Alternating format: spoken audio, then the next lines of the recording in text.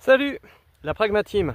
Alors j'avais un commentateur qui était venu me dire, donc c'est Clafette qui était venu me dire: oui, tu fais n'importe quoi, ton terrain il aurait dû être drainé, les baissières ça sert à rien, la permaculture c'est de la merde.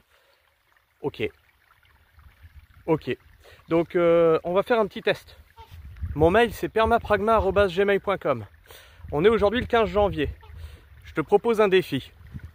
Voilà, ça c'est avec des baissières de merde et sans drain, tu vois. Voilà, ça c'est du travail du sol. Un 15 janvier. Ok pour ça? Donc moi ce que je te propose, eh bien c'est que avec ton beau sol bien drainé, tu nous fasses un petit travail du sol et que tu nous montres le résultat. Hein, bien sûr dans les jours qui viennent. Hein.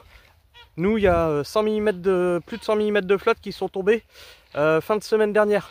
On est mercredi, donc 3 jours après. Je vais te montrer d'autres zones. Voilà, donc ça va être nos zones à patates où on va pouvoir, tu vois, planter ici.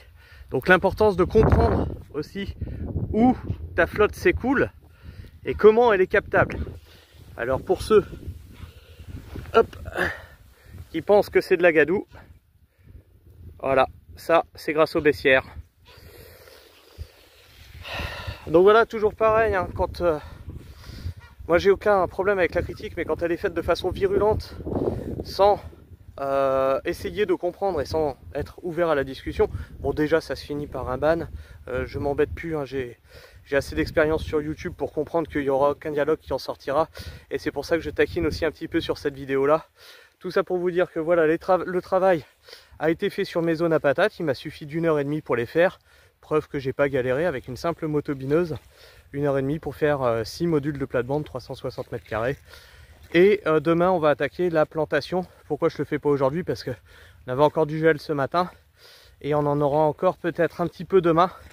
Donc je veux pas prendre le risque d'avoir un sol gelé, parce que faut que je finisse mes patates avant de foutre mon P17 par dessus, que je vais doubler, qui va donc être un P34, pour avoir une bonne couverture du sol, bon réchauffement du sol et que ça se développe dans les bonnes conditions. Attendez, je regarde combien il me reste de secondes. Ok, donc vite fait comme ça pour finir.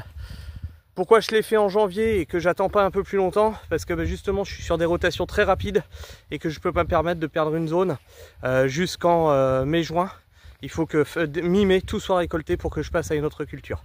Voilà, je vous fais la bise, la Pragmatime. Prenez soin du sol et restez pragmatiques.